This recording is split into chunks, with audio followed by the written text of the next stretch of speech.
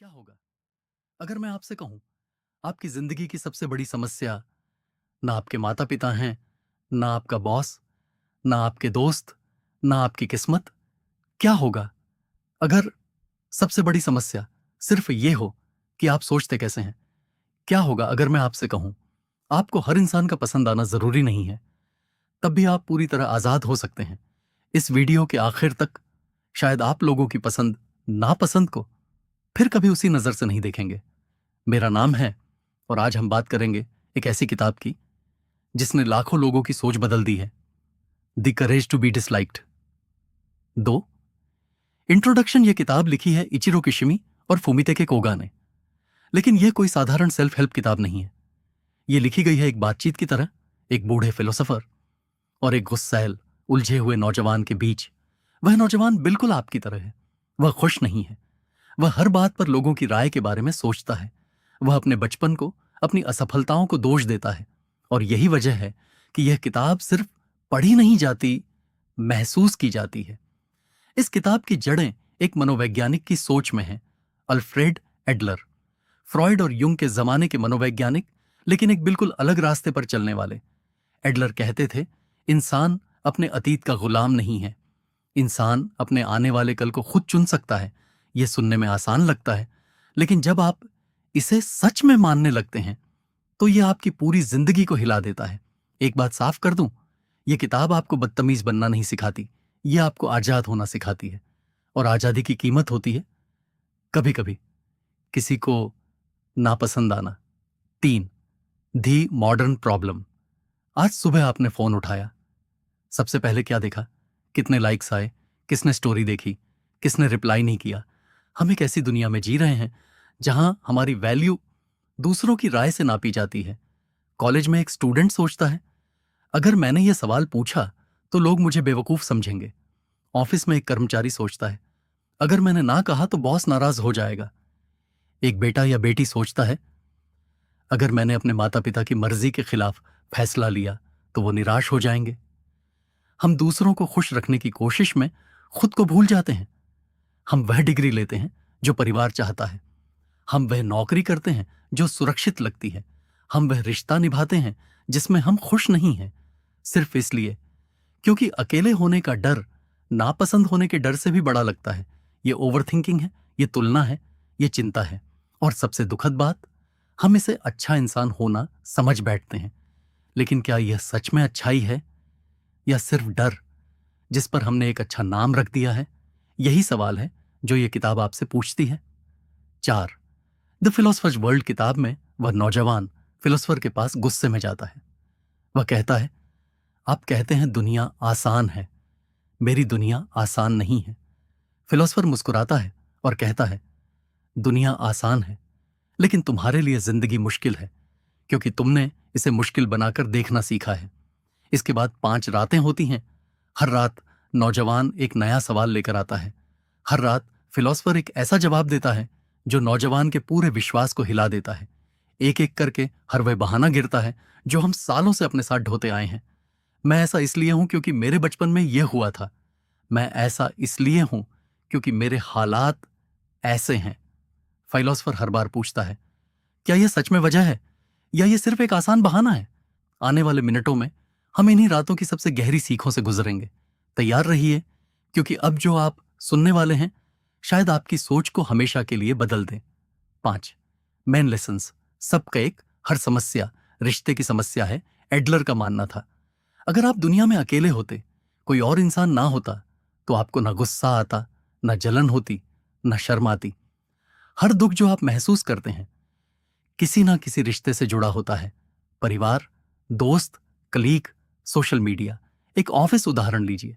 आपका काम अच्छा है, फिर भी आप डरे रहते हैं मीटिंग में बोलने से। क्यों? क्योंकि आपको डर है, लोग क्या सोचेंगे। यह डर काम का नहीं है, यह रिश्ते का डर है। सोचिए, अगर आज आपकी सबसे बड़ी परेशानी किसी रिश्ते से जुड़ी है, तो सवाल यह नहीं कि मैं क्या करूं, सवाल यह है, मैं इस रिश्ते को किस नजर से देख रहा हूं। सबक दो, आपका अतीत आपका भविष्य तय नहीं करता। यह इस किताब की सबसे विवादित और सबसे ताकतवर सीख है। फ्रॉइड जैसे मनोवैज्ञानिकों का मानना था, आज का हाल बीते हुए कल की वजह से है, यानी कारण, कॉज आगे धकेलता है। लेकिन एडलर की सोच अलग थी। उनका मानना था इंसान अपने मकसद, पर्पस मस के हिसाब से जीता है, अपने अतीत के हिसाब से नहीं। ध्यान दीजिए, ये ट्रॉमा को झुठलाना नहीं है।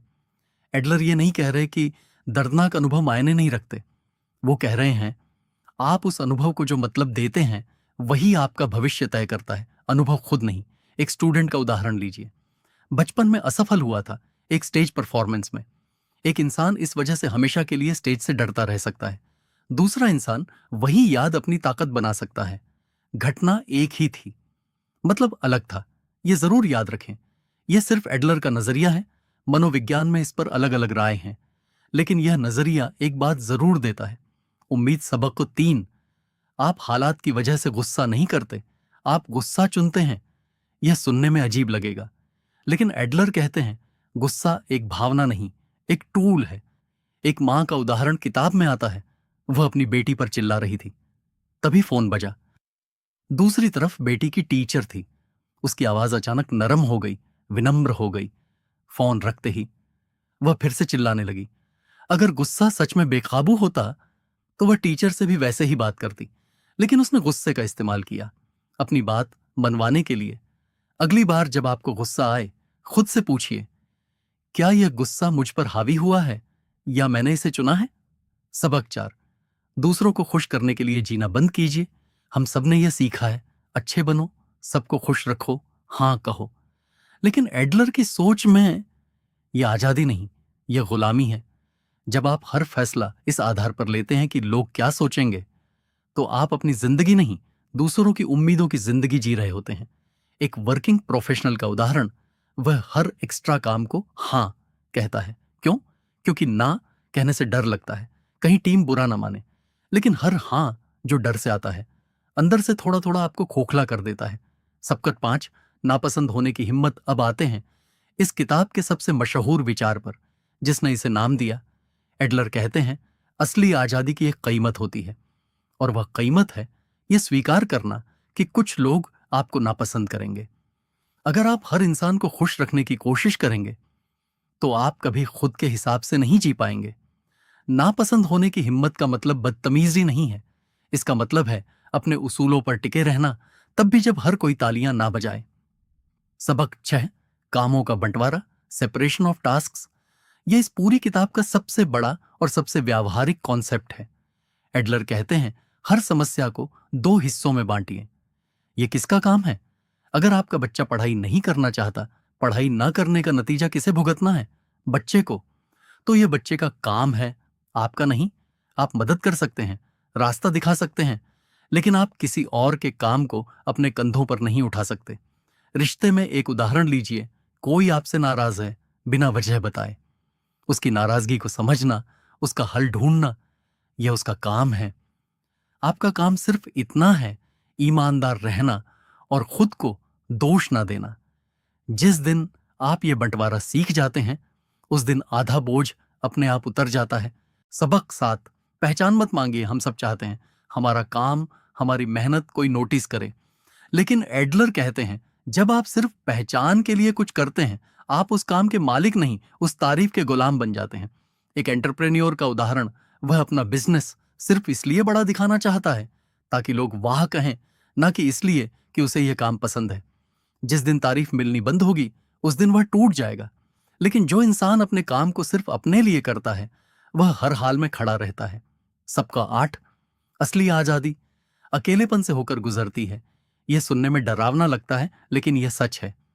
जब आप दूसरों को खुश करना बंद करेंगे, शुरुआत में आपको अकेलापन महसूस होगा। कुछ दोस्त दूर हो जाएंगे, कुछ रिश्ते बदल जाएंगे, लेकिन एडलर कहते हैं यह अकेलापन अस्थायी है। यह उस रास्ते का हिस्सा है जो आपको असली रिश्तों तक ले जाता है। ऐसे रिश्ते जो डर पर नहीं, सम्मान पर टिके होते हैं।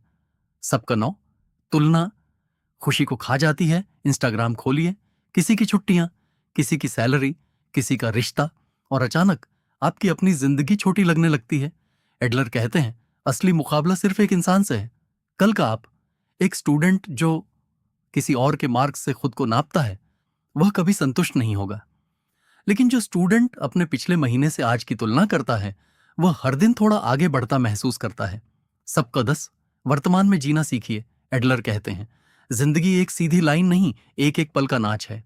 आप अगले साल की चिंता में आज को जी नहीं रहे, आप पिछले साल के अफसोस में आज को खो रहे हैं। असली जिंदगी सिर्फ अभी में होती है। सबका 11 योगदान से मिलता है असली मकसद। जब आप सिर्फ अपने लिए जीते हैं एक खालीपन रहता है, लेकिन जब आप किसी और की जिंदगी में थोड़ी भी भलाई जोड़ते हैं, चाहे वह एक छोटी मदद हो, एक सलाह हो, एक मुस्कान हो, आपको लगता है मेरा होना यहां मायने रखता है। एडलर के लिए यही असली आत्ममूल्य सेल्फ वर्थ की जड़ है। सबक 12 अपनी जिंदगी खुद चुनिए। आखिर में फिलोसफर नौजवान से कहता है तुम कौन बनोगे ये पहले से तय नहीं है, ये हर पल तुम्हारा चुनाव है। ये डरावना भी है और आजाद करने वाला भी। डरावना क्योंकि अब कोई बहाना नहीं बचता, आजाद करने वाला क्योंकि अब कोई सीमा भी नहीं बचती। 6 साइकोलॉजी सेक्शन चलिए, अब थोड़ा गहराई में जाते हैं, सीधी और आसान भाषा में। एडलेरियन मनोविज्ञान फ्रॉइड की सोच से अलग रास्ता लेता है। फ्रॉइड कहते थे आपका आज आपके अतीत का नतीजा है। एडलर कहते थे आपका आज आपके मकसद का नतीजा है। एडलर 2 अहम शब्द इस्तेमाल करते हैं। पहला इंफीरियॉरिटी कॉम्प्लेक्स, यानी यह एहसास कि मैं काफी नहीं हूं। हर इंसान में थोड़ी बहुत यह भावना होती है और यह सामान्य है। दूसरा सुपीरियॉरिटी कॉम्प्लेक्स, जब यह एहसास बहुत गहरा होता है तो कुछ लोग इसे झूठी शान, दिखावे या दूसरों को नीचा दिखाकर छुपाते हैं। एडलर कहते हैं असली समाधान ना दबाना है, ना दिखावा करना है, बल्कि इसे स्वीकार करना है और इससे आगे बढ़ने का रास्ता चुनना है। इसी को वह कहते हैं आपकी लाइफ स्टाइल, यानी दुनिया को देखने का आपका अपना नजरिया। अच्छी खबर यह है यह लाइफ स्टाइल बदली जा सकती है, क्योंकि जिम्मेदारी और मकसद दोनों आपके हाथ में हैं। 7 प्रैक्टिकल एप्लीकेशन सब बात करते हैं। यह सब आपकी असली जिंदगी में कैसे लागू होगा। स्टूडेंट्स के लिए हर दिन खुद से पूछिए आज मैंने अपने लिए पढ़ा या सिर्फ नंबरों के लिए। वर्किंग प्रोफेशनल्स के लिए अगली बार हां कहने से पहले पूछिए क्या यह हां डर से आ रही है या चुनाव से। पेरेंट्स के लिए याद रखिए बच्चे का काम उसका है, आप रास्ता दिखाएं, बोझ ना उठाएं। एंटरप्रेन्योर्स के लिए अपने काम को तारीफ के लिए नहीं, मकसद के लिए कीजिए। इंट्रोवर्ट्स के लिए अकेलापन कमजोरी नहीं है, यह आपकी असली आवाज सुनने का मौका है। पीपल प्लीजर्स के लिए आज एक छोटी ना बोलने की हिम्मत कीजिए, बस एक। चिंता से जूझ रहे लोगों के लिए हर सुबह एक लाइन लिखिए आज मैं किसकी नजर से आजाद रहूंगा। एक छोटी सुबह की आदत अपनाइए, रोज सिर्फ एक सवाल का जवाब जर्नल में लिखिए। आज मैंने किसे खुश करने के लिए खुद को नजरअंदाज किया। धीरे धीरे ये छोटी आदत आपकी सबसे बड़ी ताकत बन जाएगी। जिस दिन आप पूछना बंद कर देंगे लोग क्या सोचेंगे, उसी दिन आपकी असली जिंदगी शुरू होगी। शायद वो आपको पसंद ना करें, लेकिन शायद पहली बार आप खुद को पसंद करने लगेंगे। अगर ये कहानी आपके दिल तक पहुंची है तो इस वीडियो को लाइक कीजिए, चैनल को सब्सक्राइब कीजिए और इसे उस एक इंसान तक शेयर कीजिए जिसे आज इसकी सबसे ज्यादा जरूरत है। और कमेंट में बताइए किस एक डर को आज आप पीछे छोड़ना चाहते हैं।